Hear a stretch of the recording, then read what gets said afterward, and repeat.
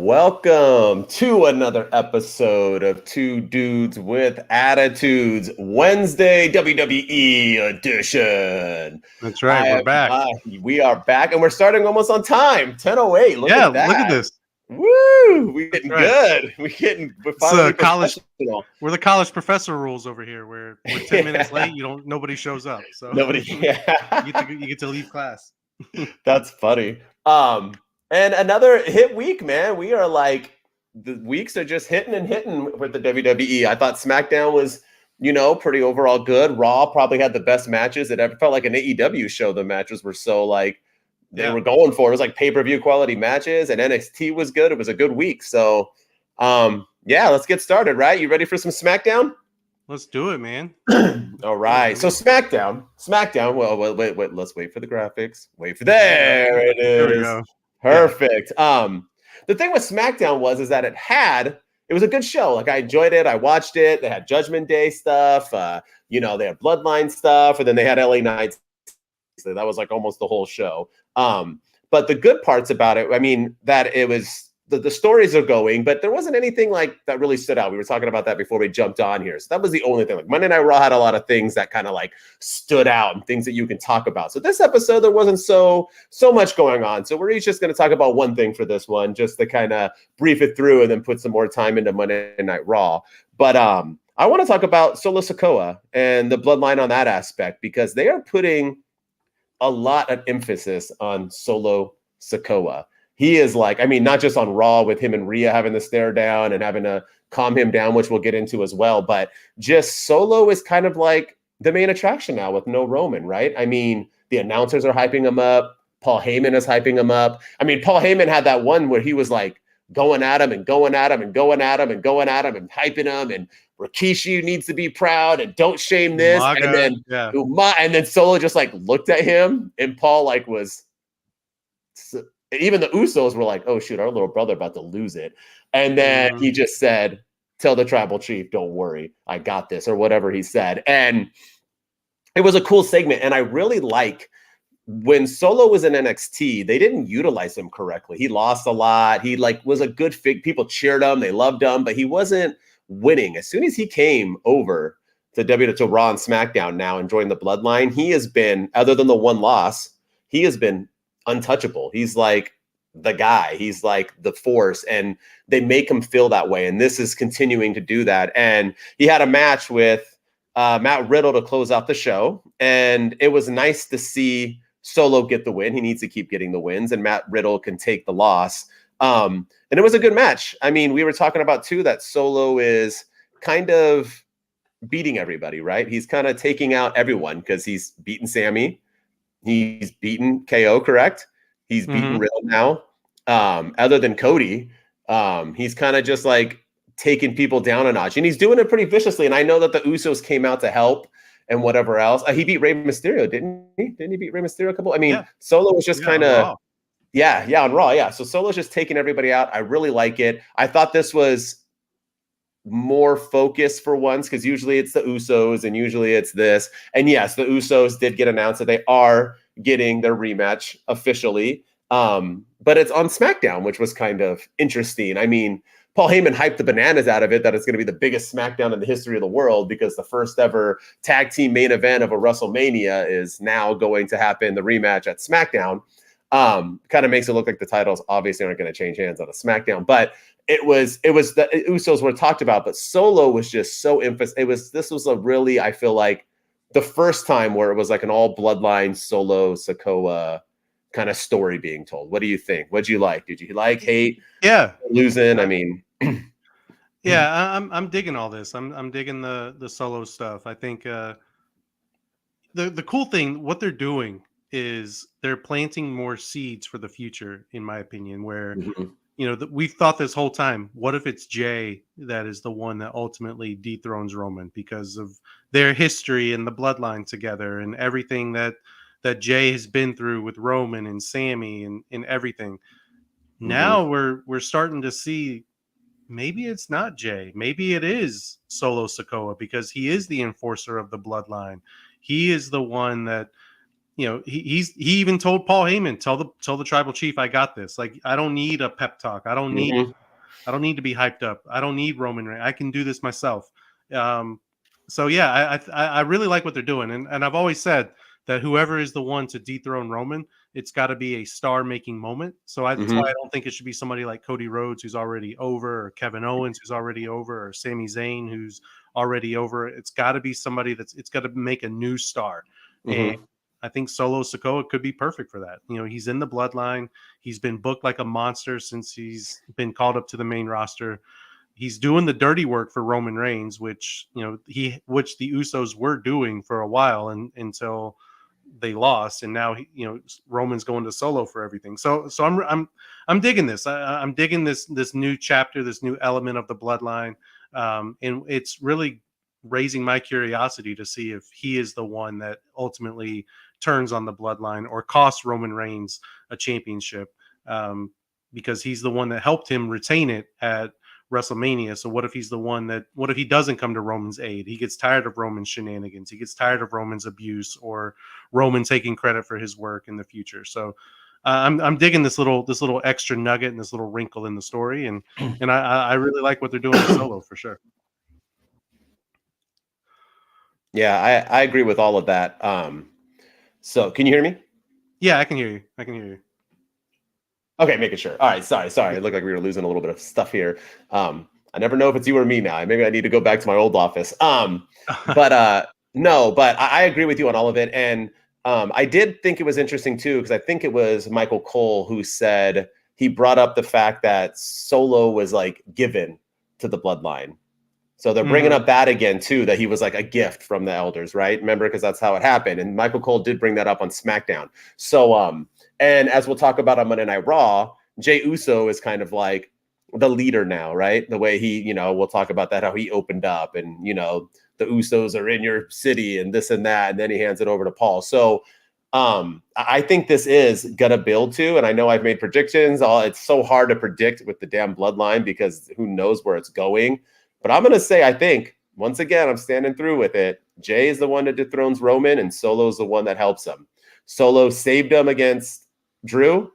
Solo saved him against Cody. I think Solo's going to cost him against Jay. So Yeah, I could that's see my that. prediction. So that's what I think is end up going to happen, and Solo's going to help that, and that's when it'll be the end of Roman Reigns. And that kind of like that I got that vibe with Solo, right? Because he was like, tell the tribal chief I got this. Like maybe he's going to get fed up and be like, you think you're better? Like I don't need you. You know what I mean? We Yeah, just need each other, and we're brothers. So yeah. I don't need you. You need me, type thing. me, yep. And yeah, I could see that. I could totally see Solo being the one to cost Roman the title. And now it looks like there's a 6-man tag at Backlash. Yes. Roman and or Solo and the Usos against KO, Sammy, and Riddle. Uh, Mm-hmm. I could see there being an extra little wrinkle thrown in there. Maybe the bloodline loses, and maybe the Usos take the pin again, and Roman gets fed up, and there's more divide in the bloodline. Roman and Solo again, and are on one side, and the Usos are on the other. So I'm here for it, man. Get your popcorn ready because this is more good stuff, and this is Yep. why I'm glad that they didn't take the belt off of Roman at Mania because there's Mm-hmm. more bloodline story to tell for sure. You are correct. You are correct. All right, sir. All right, and the only other thing that piqued my interest on SmackDown was LA Knight and Xavier Woods. Um, I'm reading all these reports saying that LA Knight's the favorite to win the Money in the Bank, and I want to know why.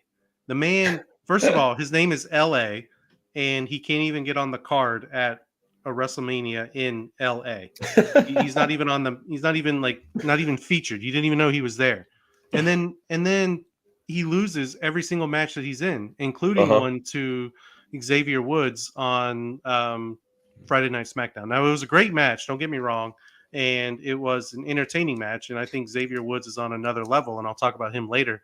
but I think I don't know. I'm just not seeing the hype ever since the moment with Bray Wyatt at the Rumble, the pitch black match, even the moment with the Undertaker where the Undertaker came out on Raw 5,000 or whatever Raw number it was, Raw 2,000 I think it was. It Yeah, was I think so. Yeah. before the go home show of the Rumble where the American Yeah. Badass Undertaker came out and whispered something in Bray's ear, Mm-hmm. and and then LA Knight was there too, and how it just feels like how the mighty have fallen. Now we don't have Bray anymore. We don't know where he is, and then LA Knight can't win a match to Mm-hmm. save his life. And so, and honestly, too, I'm just not feeling him right now. I'm not digging his character. I don't really know what his character is, other than yeah, yeah, yeah. I mean, that's all he ever does. That's all you ever hear him. Like, I'm just not.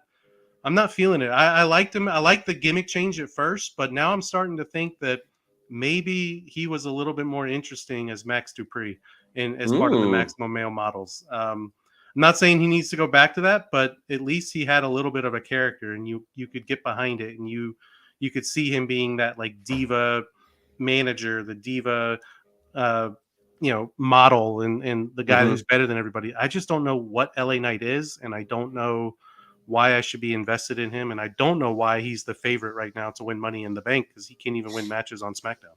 That's true. But remember, he's the favorite on the internet troll sites. That's So it's true. not That's like true. nothing Yeah. you read on there is real.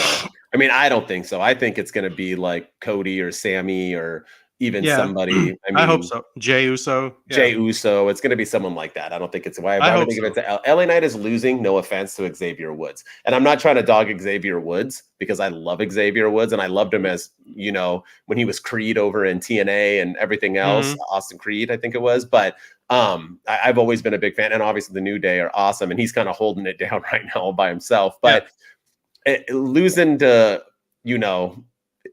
right now losing, and it's just that's not a good look for LA Knight. And literally all he is yeah, you are right, that's all he does. And I've never seen anybody who talks so much mess and acts so awesome, and they've never I don't think he's ever won. Has he won a match ever? I don't think he has one win since he's come back. So, and once again, is that his fault? No, this is all booking. He's getting what he has been taking, what he's been given. He's doing his best, but he ain't.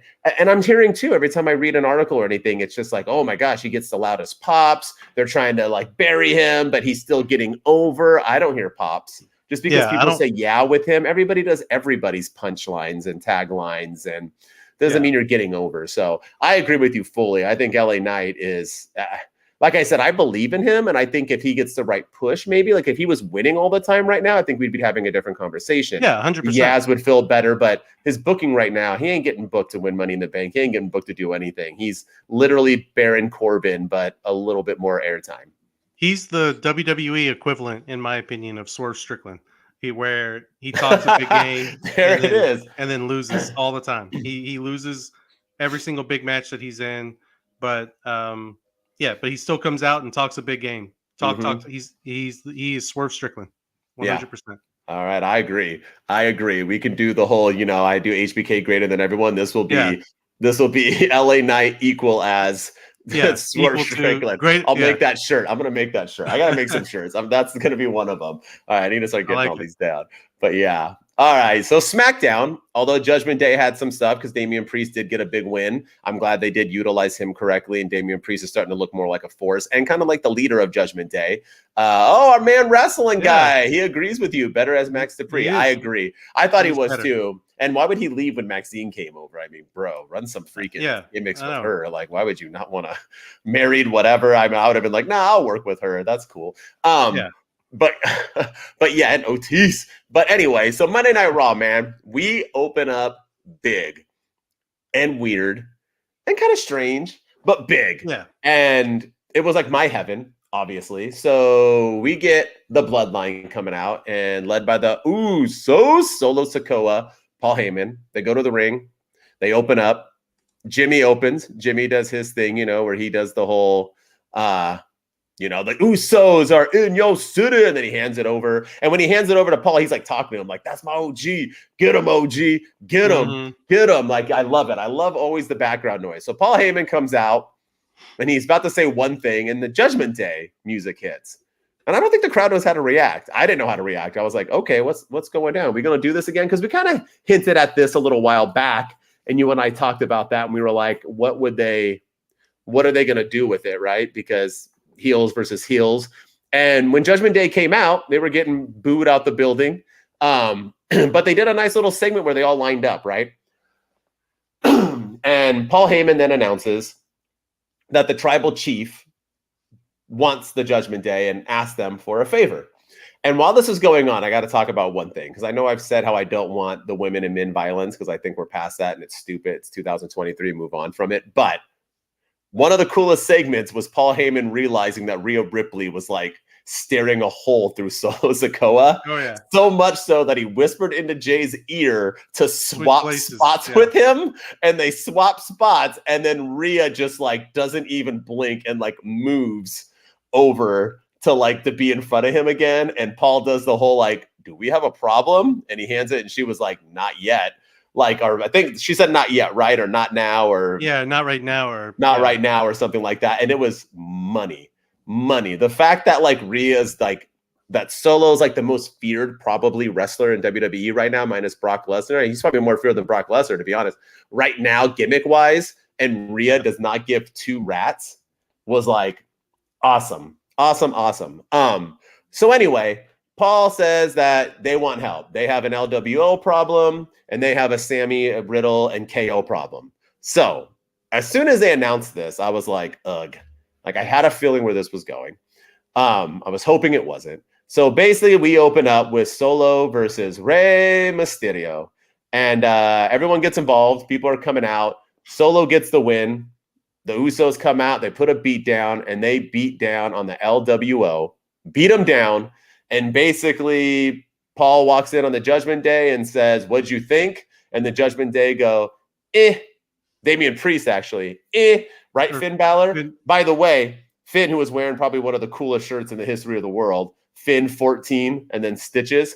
Yeah, I love pretty damn cool shirt, because he got 14 stitches. Pretty cool. But Judgment Day's acting hard, right? And then Paul goes, call Roman Reigns, and he's like, they said, but they did their part, right? So that opening thing, the match, Judgment Day talking with, are we getting a feud soon? Is that where this is going between the two? Or is this just a one-off because why not? We have all these factions going on. This first half of it, I liked it all. I liked Judgment Day looked BA. They looked important. If Roman Reigns wanted their help, obviously they were a threat enough, even though they lose all the time. So obviously Roman felt like they were good enough to help. Damian Priest felt special. Obviously Rhea did, as I said. Even Dominic felt special. They all felt special. Dominic got major heat again, more heat than anybody. Every time they went to him, they were getting booed out of the building. It felt good. What'd you think? I mean, I liked it. I thought Monday Night Raw started hot.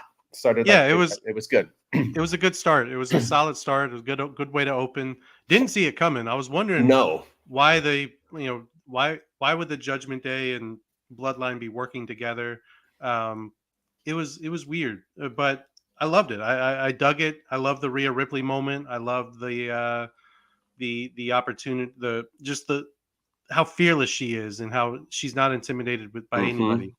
I thought it was a good way to open the show, and it does make me wonder where we are going. And one thing too is I like the storytelling element too, because they brought up Finn Balor's history with the Bloodline as well, because he wrestled against Roman a few times and even lost. A turnbuckle is what cost him the Undisputed Championship when he was the Demon the last time before he lost clean to Edge at Mania, which never should have happened. But he did lose to Roman Reigns because of a faulty turnbuckle. And I like that they brought that up. So it wasn't like, okay, we're going to play nice with the Bloodline and all put smiles on our face. It was just more like, we're here to do business. We're here to do our thing. We're here to help you. You help us. And we'll go on our way. We don't want a partnership or anything. And I did like that they brought up the Finn angle as well. So I thought that was a cool callback and a cool way to tell, that they're paying attention to stories. Usually they forget that kind of stuff. And I agree. In 2 weeks, people are teaming up, and that just feuded with each other a month ago. So, but this was a cool callback. So I dug it. I like the opening. Didn't like the way it closed, which I'm sure you'll want to talk about next. But Yes. yeah, I was not a fan of the way that it closed out. But I love the way that it opened up. Yeah. So, but yeah, so for me, I want to talk about this Cody Brock, Cody Yes. Brock, because I've seen a lot of people talking about what a great moment this was and how cool it was. But I gotta say, I thought it was stupid. I thought it was maybe the worst segment of the night. I just couldn't get past the logic behind it. Well, because Cody comes out and he's not wearing a suit. So Nope. that threw me off. I'm like, okay, why isn't he not wearing a suit? But anywho, he comes out and he cuts a promo. He talks all this great stuff, and all of a sudden Adam Pearce comes out, and Adam Pearce is saying, "You're not medically cleared," and I'm like, seriously, you're not. You guys let this man wrestle Hell in a Cell with a torn freaking pec. And he takes a beat down from Brock Lesnar 2 weeks ago, and you're trying to tell me that he's not medically cleared. No, when was he so he was medically cleared for Hell in a Cell, but he's not medically cleared because Brock F5'd him through a table? Like and I'm pretty sure he wasn't medically cleared for Hell in the Cell, but they let him wrestle anyway, it was okay. And I wrote that down. I was like, I wrote medically cleared in all caps on my notes. I was like, what? And then I wrote medically cleared WTF. And then a bunch of question marks and exclamation points. But then I kept waiting for Cody to bring it up. Okay, maybe he's going to bring it up. Maybe he's going to say exactly what I'm thinking. That, I wasn't medically cleared for Hell in a Cell and how'd that work out? Something. Yeah. No, he was just like, oh yeah, you're right. I'm not here. Okay, sorry. Shakes Adam Pearce's hands and leaves. And then he starts attacking security people. He starts attacking security guards because he wants a shot at Brock. And Brock Lesnar comes out dressed like the Undertaker, apparently from the 1990s. He borrowed one of those. He must have gone to the WrestleMania Superstore and took the trench coat from the Undertaker that was on display. And he borrowed that because he probably didn't have an outfit. But he came out and he just stands there, and it's just, how can I get to Brock Lesnar? How can I get to Brock Lesnar? So Cody starts attacking all the security people. And the security people are he's hitting them with chairs. He's Cody cutting them. He's doing all this stuff. And then he finally runs and charges to Brock Lesnar. And then more security guards come out of the blue. They come out of nowhere. He's just like Wardlow in AEW, just attacking all the security people. And the security people are like half his size. They're not even like, they're not like, they're the worst security people ever. But then he clears house. He gets back to the side of the ring after they force him back. He clears house, and Brock Lesnar just leaves. Brock Lesnar leaves, doesn't say a word. He just exits. And Cody, he's fighting more security people. He finally he has a steel chair, and he takes out all the security people. And what does he do? He could make a beeline for Brock Lesnar. And even one of the commentators even said, he might chase after Brock Lesnar in the backstage. No, he goes back into the ring and takes out more security people. And then he cuts a promo about how Brock Lesnar is a cow. He calls himself a cowboy, but I've dealt with cowboys my whole life. I don't know if he's talking about his father, if he was talking about Hangman Adam Page. I don't know who he was talking about, but he was like, I've been hanging out with cowboys my whole life, but you're nothing but a coward. And then that's it. Then the segment leaves. Then the segment ends, and he's celebrating. I'm like, okay, first of all, like, logic, right? You just attacked a bunch of security. If I go and attack a bunch of security people, guess who's going to come after me? More security people. So, but they just let him leave the ring on his own accord. There's, oh yeah, you just beat all of us down. But yeah, your music's playing, and yeah, you just get to leave however you want. No issue whatsoever.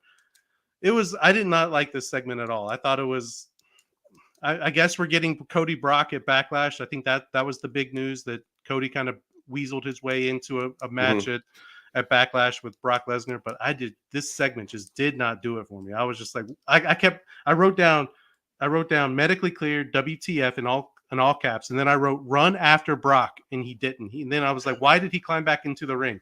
I don't know. It didn't make any sense. Yeah. You got me in tears. That was your best rant ever on this podcast. So it took, I don't know, 13 weeks, however many weeks it is, but that was your best rant ever. Yes. That was a me rant from years ago. That was amazing. I love it. It felt real, and I like that you just took everything they did and put it in literal sense and how stupid it really was. I just love it. And not only that though. Okay. For one, everything you said about the Adam Pearce thing, Adam is horrible for TV wrestling, guy says. Correct. I mean, I don't know what he does. Well, and Cody has to beat Brock wrestling guy. If he loses, I don't know what the heck the point was. But once again, well, first, right, we've talked about this before. There is a force field around the ring. You cannot, once they are gone, you cannot go through the ropes. It's physically and literally impossible once the person's there. I don't know why. That's how it is in wrestling. All of wrestling. AEW, WWE. If the bad guys get out those ropes or they're up the ramp, you cannot get them. There is a force field stopping you. They're like vampires. You can't enter the house unless they were invited in. Like, you have to be told to come out. But the security guard thing, okay? For one, why the heck does Monday Night Raw have 57, 60 security guards ready? Like, was nobody like at the bathrooms anymore or in the crowd or at the stands or taking tickets? There was at least 60 people that came out. Secondly, it was like one of those, I don't know if you used to watch like those old like martial art, like kung fu movies where there's like one guy and he's just like beating up everyone's coming out and it's like kick, punch, kick, and everyone's just like flying. That's what it felt like to me. It was so over the top ridiculous that some of these guys too, because they're all wrestlers, obviously. They're all from indies and local or whatever. They're like, some of them are just like waiting too. There was like one time where Cody like got like a punch in and then the other guy was supposed to come and I think he realized Cody wasn't looking at him, so he kind of just like kept his chin out there and then Cody turned and like punched him. And it's just so fake, because if you're jumping somebody in real life, which I don't want anyone to do, but if you are, you're not waiting for your guy to like put in the work before you put in the work, right? Especially security guards. It was just so over the top stupid. And then the part where Brock was there and he got like held in by the last 40 people that came out and held him back. He couldn't get through them, but as soon as Brock walked away, all of a sudden he was able to just like, he basically like Incredible Hulk, like they all just like flew, and then he just like whacka, whacka, whacka. And then you're right, Chase Brock, heck no. These security guards need to be taught one more lesson with a steel chair.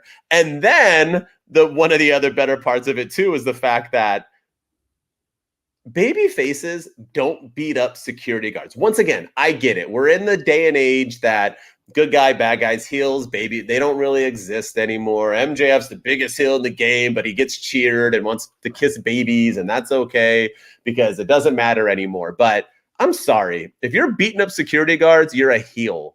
You don't beat up okay. Those guys were literally just doing their job.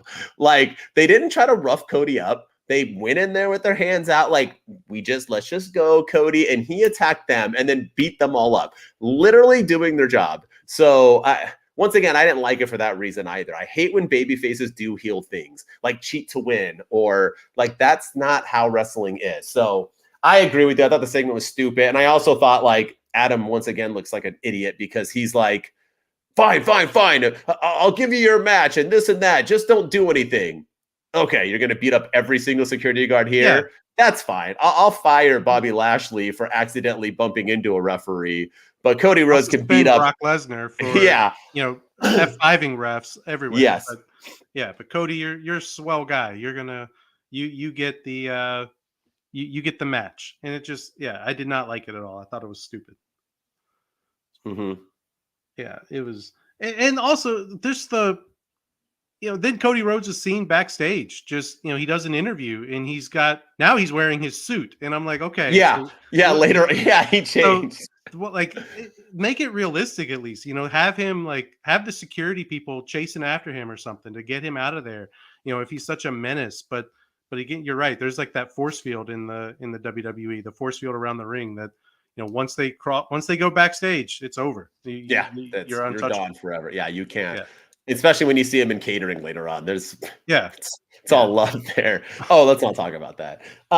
So all right, so let's close it out with the fun. Oh, hey, the Patrick's up on here. Coward Cody wanted to beat up 64 security guards and then That's right. chase Brock. Yeah, and he has the audacity to call Brock Lesnar a coward. Yeah, Brock wasn't beating up innocent bystanders, just doing their job, right? He just stood there. Yeah, Brock didn't say a word.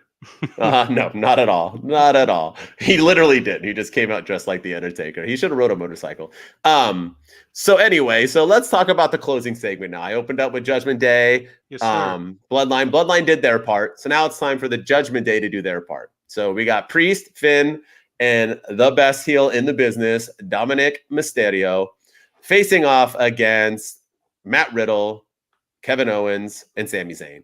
Matt Riddle's all business. He was in the backstage. He told them, bruh, I'm not just an idiot, bruh. I'm here to kick some butt, bro. And so Kevin Owens was ready. They were ready. The toe bro either. Oh, yeah. Because he was going to do the toe bro instead of the Samoan spike. But that was just a joke, man. I don't know. I guess Matt Riddle was high the entire segment. I'm assuming he's always high. But anyway, so they go out and they have their match. And the Judgment Day take the L, man. It was a really weird, like the match was good.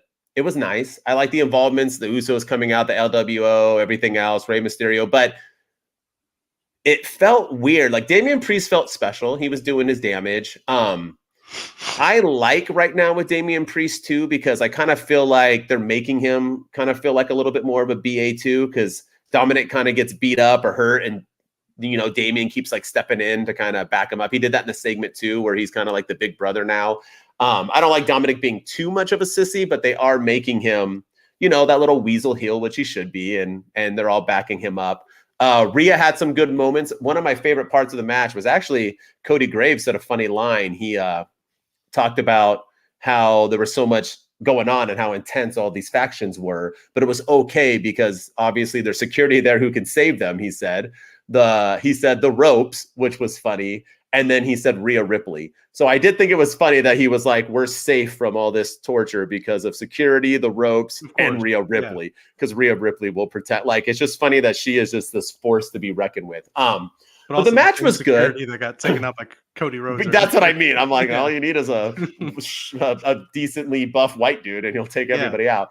But I did like the match, and I liked after. So after Judgment Day lost, they all just like brawled and they're all just fighting the LWO, the Bloodline, the Judgment Day. They're all just like going at each other. Sami Zayn, Riddle, and KO. They're all brawling and it just ends. I love those. It felt like old school Monday Night Raw where we end with a brawl. I like starting with brawls. I like starting right away. I think it's fun. I did like the ending, but I did not like Judgment Day losing whatsoever. You could have had the Usos. They came out anyway right afterwards. Once again, why are you not coming out before him? Because then Judgment Day doesn't take the L. It still looks like they didn't do their part, right? Because that's what I'm going to get at too, is if you think they are going to have a feud, is that going to lead to something? Because the Bloodline held their side of the bargain and Judgment Day didn't. But I just think it was another way, like WrestleMania. Dominic loses. Priest didn't wrestle. Finn loses. Rhea won, and then they come back and Priest got a win, and then they lose as a group again. And it's just, and Finn's got a win, but now they lose again. Like, I didn't see the point of like Riddle just took an L. Why couldn't Riddle take an L again? Riddle couldn't have got pinned in that match. At least so Judgment Day did their end. And not only that, but at the end of the show, the good guys stood tall.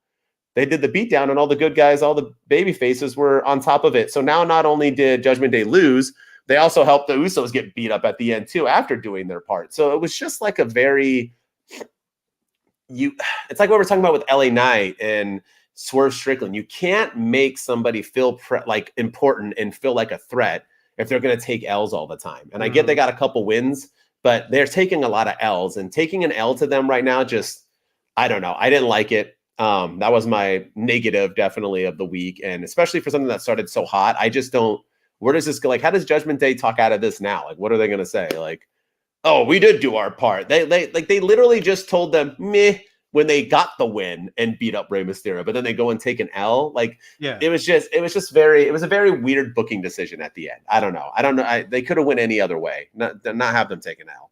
Yeah, and an a win would not have hurt, like you said, Riddle or even Sami Zayn. Hmm. KO could have taken an L and wouldn't have impacted them, and it wouldn't have changed the ending at all. There were still would have been brawling Hmm. stables. There would have been stable wars, but I mean, I did like the ending with the stable brawls and everything. I like the LWO fighting the Bloodline, fighting the Judgment Day, fighting whoever else came out. It was good stuff. It did remind me of the Hmm. old school Monday Night Raw. I the, my only complaint about it was it was a little hard to follow because as soon as they panned in on somebody fighting, they cut away and went to somebody else fighting. And so I had to watch it a couple of times because I was like, are the Bloodline and the Judgment Day fighting each other? Are they or are they working together against Ray and the LWO and Sammy and KO, or Sammy and KO fighting?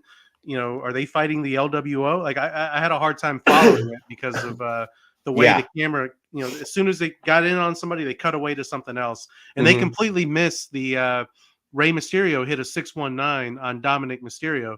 Completely missed it. It's because as soon as he went to go hit it, they cut away to Kevin Owens and Damian Priest fighting at ringside right by the table. So you could kind of see it from the commentators' table perspective, but they missed it because they panned away from it. So Yeah.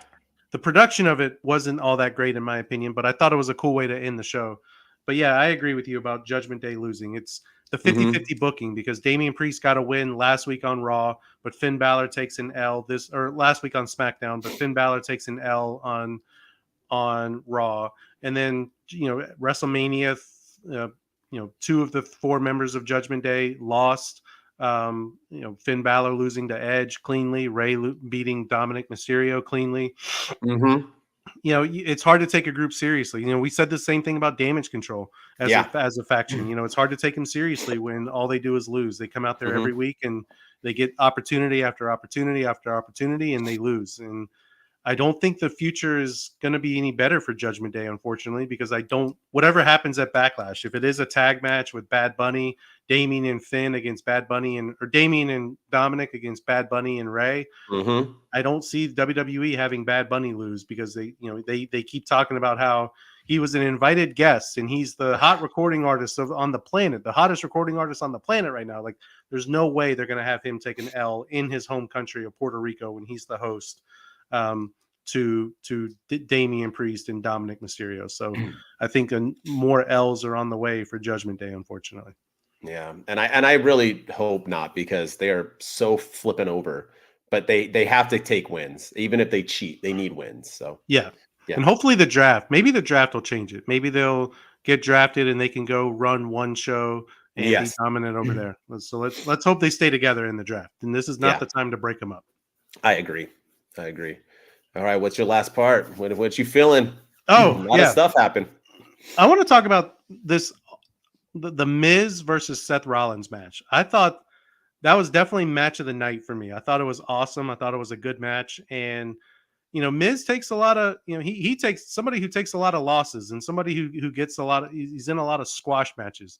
But when he wants to bring it and when he does bring it, the man is capable of putting on several top tier level matches. I mean, Hmm. he's one of the most underrated wrestlers that the WWE has. And Seth Rollins is one of the best wrestlers that the WWE has. And when they said that they were going to fight or have a match on Raw, I thought for sure, oh, this is going to go 2 to 3 minutes at most. Seth Rollins is going to hit him with a stomp and it's going to be Hmm. over. But this was a banger of a match. It was awesome. It was entertaining the whole way through. The Miz looked really really good. This was probably Miz's best match in quite a while, and it's the longest match he's had in quite a while because he actually wrestled. He didn't do any of the shenanigans that he's been doing recently with the Dexter Loomis stuff or Hmm. the guest hosting of WrestleMania and all the celebrities surprises and all that. So I liked it. I thought it was a great match. I thought it was definitely match of the night, and I'm glad to see because there were rumors that Seth Rollins was unhappy with his placement he was unhappy with his segment getting cut at Monday Night Raw when we were there in attendance after Mania, and that he allegedly walked out of the WWE. And I'm glad to see that that's Hmm. not the case, and can't ever trust Yeah, the dirt weird, sheet. huh? Yeah. He was there and he was dominant. He looked really good, and the crowd loved him. This was a really really good match on Monday Night Raw, and I'm It was awesome. It was just fun from start to finish, and definitely I got to give props to the Miz because he's a safe worker, and I think a lot of people give him crap for that. But I'm like, why do you hate the guy who's safe in the ring? He doesn't hurt anybody, and he can go. He can go. I know a lot of people don't think he can, but he is capable of going. He's just like Baron Corbin. Baron Corbin can go as well, and I think the Miz can go with anybody, and he can make anybody look good. And I think he did just that on Monday Night Raw. And speaking of the most underrated wrestler of all time, right? I've always said Baron Corbin, and I don't always say the Miz only because he has had title reigns and has been the champ and has wrestled in main events and so on. But he might be because he is a comedy gimmick and it stinks. And I don't think people appreciate him enough because of that. Like if he wanted to be MJF right now, he could be. You know what I mean? And he can be that person, and he has been that person. He is one of the top people on the mic. He gets no respect for that. He's one of the top people in the ring. He gets no respect for that. His title reign when he had it was phenomenal. He gets no respect for that. He doesn't get respect for anything. And I think we're finally starting to become in a time where people are now appreciating him a little bit more because of AEW, and it's kind of brought out more wrestling fans who appreciate the craft more. So he has gotten it. But I'm glad that he had a real match. It was a surprise. This was like what I said, we had an AEW feel. This was it, because it was like a random match put together where you thought if it was going to happen, it was just going to be a Seth Rollins butt whooping, and it wasn't. It was a competitive match, easily the best match of the week. And this is what they need to do with the Miz. Like some people, like I said, like the Judgment Day losing all the time, that hurts them because they're not there. The Miz is there. The Miz is gonna get cheered and booed and loved no matter what. He doesn't need it. Kind of like Seth when he was losing earlier on. Like there's just some people who are just there that L's aren't gonna hurt them, right? I mean, you're talking about Miz being professional. Look at WrestleMania, man, with the Snoop Dogg thing and Shane McMahon, like how professional he handled that. I mean, he could have went on Shane a little bit more. He realized he was hurt, stopped instantly, wung it with Snoop, let him punch him and elbow drop him. It was just good stuff. So I agree with you. And I hope now we get something from this. I hope this is like the beginning of the Miz. Maybe he'll get a little feud, or maybe he'll get something where he can have longer matches again. Because I think he's done his part and he deserves it more so than just being a host at WrestleMania and a comedy gimmick, right? I mean, he doesn't need to become R-Truth. I think he can. Yeah, he's still young. He still has a huge career. And like I said, if you go full heel with him, he can be the best in the business if he wants to be. So hopefully this is the start of something. And with Triple H being, I mean, this was a Triple H Monday Night Raw. I mean, you can just feel the difference. Oh, yeah. So maybe he will end up, getting that push he deserves. Yeah. And you talked about his championship reign getting no respect. His second championship reign literally got no respect. It's like a day. He held it for it was like he won it at Elimination Chamber, and like the next Monday Night Raw, he lost it to Bobby Lashley, and he only won it. He cashed in Money in the Bank on a deal from Bobby Lashley. And, yes, it was just I mean, this guy has put in the work, he's put in the time, and I mean, he has my respect, and hopefully, like you said, this is the start of something new with the Miz, and I wouldn't mind seeing Seth Rollins and the Miz have a little lengthy feud, a lengthy program. Yeah. Especially if neither one of them is going for any sort of championship anytime soon. So I agree. I really like this match. I thought it was good. I agree. All right, let's bring it on to NXT. NXT, another solid show, man. HBK's been bringing it too, dude. I mean, this felt like important from start to finish. And it started with a brawl, and it like threw me off because they were showing highlights. And then all of a sudden, I'm like watching these highlights, and it's like something going on. And I was like, "Wait, is this like previous?" And the announcer is saying, "Like, can you hear me? Am I live? Am I on?" I was like, "This is what I want." Because now I was intrigued right off the bat. I'm like, "All right, let's bring it." And it went right into that triple threat tag team match. It was, which was a banger, and it started off with a banger. We had a lot of stuff go on. Cora Jade bringing the heat. JC Jane back. The GG stuff, everything else. But I want to talk about one main thing, and I brought this up on my TikTok account, is Braun Breaker. Braun Breaker, this is reminding me a lot of like close to like The Rock, where The Rock came and he got the IC title and he was the good guy and he was Rocky Maivia and he was smiling and kissing babies and the crowd hated him. And they were chanting things like "Die Rocky Die" and making real life threats. Braun wasn't that bad. But Braun got here. He has a name from the family, just like The Rock, smiling, won a title. And then eventually the people turned on him because the gimmick sucked. I mean, just coming out and smiling and being that's not who Braun is. Look at the Steiner Bros. That was never the Steiner brothers. They were, Scott at his best. His uncle was one of the craziest heels of all time. And even his brother, his dad, or Scott's brother, Rick was better as a heel as well. They were always better as heels. But Braun finally switched it, hit that switch last week, or 2 weeks ago, talked about how the belt was holding him back. It was a curse. And he's been interrupting people. And last week he interrupted Chase U and speared some people. So, our dude came out to save him and hold Andre's Chase his pride or whatever, because Braun interfered and beat up Orlando Jones, right? Yeah, that's his name. Yeah. Orlando Jones, and beat him up. And Braun he's all of a sudden now better on the mic, right? It's like Roman, right? It's funny how when you're a baby face, it's so hard to speak, but when you're a heel, it just comes naturally. Braun it's just like, it's like an improvement. He just seems better. He feels better. Odyssey Jones. Thank you.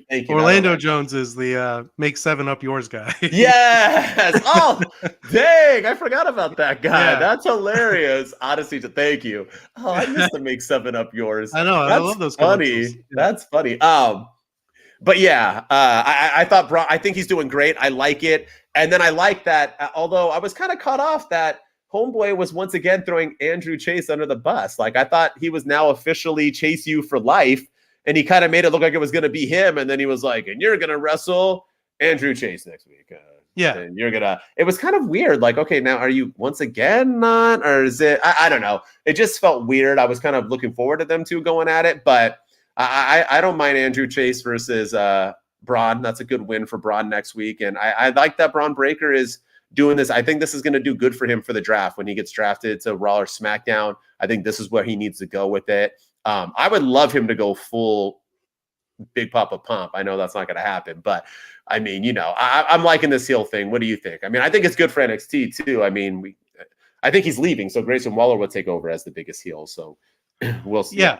Yeah, I'm digging heel Braun. I'm not so sure he's leaving. I think he might be sticking around, and that's maybe why because I think it's too soon to turn him heel, and then he gets drafted up to the main roster, and then he kind of has to, start over again. Whereas he's already an established name on NXT. Everyone in that crowd knows who he is.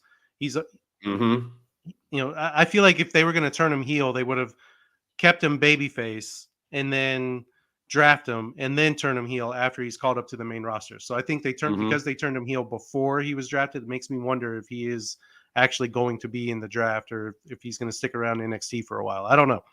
But yeah, I like the heel Braun. I think that it's a new element of his character. I like that he's not automatically going for the world championship again. He's not going after. It's a curse. Yeah. I like his reason too. Like, it was bringing me down. I don't want that shit. I like it. Yeah, I like it too, and I'm feeling this. And yeah, I don't know what's going on with Chase U or with Andre Hudson, and saying that you're going to fight this guy next week. Duke Hudson. You mix them. Yeah. You combine them. Andre Chase and Duke Hudson. Yeah. You're gonna wrestle Andre Chase next week, and the guy's not even there to come out and say whether or not he wants this match. But yeah, it's gonna be. But they made it official. The announcer was like, "It's official." I'm like, "Huh?" But yeah, so it makes me wonder. We question about cracks in the bloodline. Are there still cracks in Chase U? And this guy almost turned at Stand and Deliver. Maybe this is the time where he finally turns, and maybe him and Braun kind of start like a 2-man power trip in NXT or something. I don't know. There's a lot of different ways that this thing can go, and I'm excited for it. I think Braun is definitely at his best right now, and he's not even the champion. I agree. All but right. For me with NXT, I want to talk about Charlie Dempsey and Wes Lee. That match was off the chains. I thought it was great. I thought it was probably the second best match of the week for me. It had a lot of near falls. There were so many times I kept thinking they're going to put the belt on this guy. They're going to put the North American Championship on William Regal's son. They're going to do it. And they came close a couple of times. And I looked down for a minute. I was like writing down some notes, and then the match ended, and I saw Drew Gulak attack Wes Lee, and then they both picked up the belt, and I was like, wait, did they just take the belt off of Wes Lee and put it on Dempsey? I had to go back and rewind it, and they did not. But I was like writing something down when that happened. But I thought it was a great match. It's funny to me that Drew Gulak worked with Daniel Bryan when he was in the WWE. He was Mm-hmm. kind of his little protege or whatever. They were kind of working together. And then William Regal, as we all know, worked with Bryan Danielson and Jon Moxley and all those guys in AEW, started the whole Blackpool Combat Club. And now Drew Gulak and William Regal's son are working together in NXT. And I think that's a cool little callback and a cool Mm-hmm. little nugget of information. And I'm excited to see where this goes. And I think Gulak, he's obviously the main focus of this little partnership right now between him and Dempsey. And I think him and Wesley will have a banger of a match whenever they do compete for the North American Championship. But I thought this was a really solid match for NXT. Yeah, match of the night too, I think. And it was Wesley when he got the title. I remember thinking like, okay, like he's fun, but he ain't nobody special. I don't know where they're gonna go with him. Yeah, He's not gonna get over. And I was wrong. I mean, I love to admit when I'm wrong. It's okay. And he's killing it, man. His matches are solid. He's phenomenal. He's up there with Carmelo Hayes. I mean, I'm not going to say he is Carmelo Hayes because Carmelo Hayes is him, but he is. Right. He's there. He's almost him. Yeah. He's there. No, but he's getting there. So he's there, and he can carry a match. And man, William Regal's son is like him. It was weird. His mannerisms, the way he wrestles, everything. His moves. Yeah. And William Regal, I always loved his, even WCW before he was like anybody. I mean, he was just that dude. They always felt good. They're smooth. They're crisp. The submissions look good. Pins look like they're like, you can't get out of them. Like everything just looks real. And I really like it. I like that match too. He's got a future, obviously, not only because his daddy is helping, but I mean, he just looks good. He even has the same shorts up to his belly button and everything. Yeah, everything. It was good. I liked it. I like where it's going, and I like that you did the comparisons with Drew Gulak too, with Daniel Bryan and so on. Good catch there. So, but yeah, I like where this is going. I'm excited for Gulak and Wesley as well, and I like that they talk about how Gulak is like this wizard, right? Like he's right when it started, they were like, oh, he has Wesley's number. He's been studying him. So I like. Mm-hmm. That's going on. And, I wish Homeboy probably would have had Regal's name. All these kids now are coming over not using their parents' names, and I get why in a sense, but at the same time, I kind of want it to be, right? I like it too, especially when it can benefit. Like, Ava Rain's it wasn't going to benefit, but, why not have him be a Regal? So wrestling guys says Regal's in his top 5 heels of all time. I mean, yeah, possibly. I mean, he's just so darn good. And he was good forever, even as a commissioner and running NXT and in AEW. Yeah. He's just been dynamite. So yeah, but no NXT, man, good. Yeah, no pun intended, dynamite. But yeah, man, that was the week. Everything was good, man. I thought it was a overall good wrestling guy. Always has to try to one up me. Wesley is not better than Carmelo Hayes, but nice try. But all right, man, it is segment time. And we are going to do some highs, and some lows. That's what I had to do last time, right? I got it that time. Yeah. All right. So we're going to do one each today because we're on a little bit of a time constraint because of me. So we are going to start with my man, the Mr. Ginger, the honorary dude. What's your first high or your only high? What is it? There's a lot. The highs were a lot harder than lows. I didn't have too many lows, but the highs, man, like it was bangers on all of it. So what was your main high? I'm gonna go on a limb, and I talked about this earlier, but Xavier Woods, I feel like he is doing the best work of his career and he's holding down the New Day completely by himself. He's staying relevant. He is doing, he's cutting, passionate promos. He's going to be competing for the Intercontinental Championship here soon. Apparently, it looks like he's setting up a program on SmackDown with Gunther because he was playing the New Day Rocks while Imperium was having a backstage meeting. Yeah, I mean, I've always been a fan of Xavier Woods. I've always been a fan of, when he was Austin Creed back in his AEW TNA days, or Consequences Creed, and he his video game stuff, but the fact that he's been able to stay, not only, a lot of times when a stable, the main guys get hurt, and in this case 2 of the 3 guys are hurt right now with Big E. We don't know when he's coming back, if he's coming back, and then Kofi Kingston just Yeah. broke his ankle and he's going to be out for a while. And a lot of times when that happens, the third member becomes obsolete, or they kind of fall in, they just kind of fall by the wayside. They go off of TV. You don't really see them anymore, or they job out to people and they just lose. And that's really Mm-hmm. the end of them. But not with Xavier, man. He's holding it down. He's putting on great matches. He's, him and LA Knight's match on SmackDown. While I ranted about LA Knight earlier, it was a good match. Mm-hmm. And I think, I like that he's still, I like that LA Knight tried to grab the tights and the referee caught it. But Mm-hmm. then, Xavier Woods, he won his match by grabbing the tights and the referee didn't see it, so he's still doing Mm-hmm. some of that old New Day tactic. And yeah, I mean, Xavier Woods right now, I think he's, like I said, I think he's doing some of the best work of his career. And he doesn't have his Kofi and Big E there to help him. And I think it's, Mm-hmm. he's getting to showcase a little bit more of what he can do as a singles act. And I think that's why he's getting this little mini push that he's getting, because I think they're starting to realize that they had something special in him. And Yep. I've always wanted him to have a world championship run. And because I know Big E got one and Kofi Kingston got one, and I feel like it would only be right for Xavier Woods to get one. But he's always been looked at as the little guy of the group. He's always been looked at Mm-hmm. as the not so serious guy of the group and all that. But I think maybe he's making a case for it. I mean, he's making a case that he deserves to be in that upper mid card, lower main event level status. And I think his match with Gunther, whenever they have it, for the Intercontinental Championship. I guess it's going to be next week because the draft is next Friday. So I guess it'll be this Friday on SmackDown. Yeah. But yeah, I think that match is going to be off the chains. I do. I think it's going to be a really good match and another showcase of just what Xavier Woods can do as a singles act. That was well said. And Xavier Woods deserves the push. He's always kind of felt like the third wheel, right? Like if you're I don't know, if you're going on a date, you have a friend the couples who date and you're always going out to dinner with them. That's how Xavier Woods always felt like in the New Day to me. Like Kofi had his time with the title. Big E had his time with the title. And Woods was just there. And then all of a sudden, he won the King of the Ring. And it was like, okay, that's like a push. Yeah. That's like a push. Mm-hmm. And then they got rid of it. They were like, it was just, I don't know. And he's always been that dude. The problem is that he was like the main comedy act of the group, right? And he always kind of came off as that. He's smaller. He, I don't know.